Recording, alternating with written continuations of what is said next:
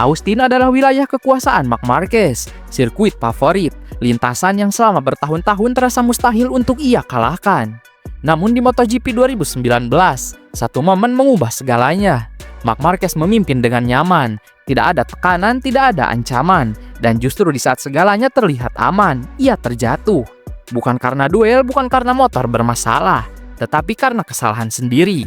Crash di trek yang selama ini tidak pernah bisa menjatuhkannya. Ironisnya, itulah satu-satunya noda di musim paling dominan dalam karirnya. Karena akibat crash di Austin, Marc Marquez gagal meraih 100% podium sepanjang musim 2019. Tanpa insiden itu, musimnya hampir sempurna. Dengan insiden itu, musimnya justru terasa manusiawi. Dan mungkin justru disitulah kehebatan Marc Marquez 2019 terlihat paling jelas. Bahkan ketika jatuh di trek favoritnya, ia tetap menutup musim sebagai alien yang tak tertandingi.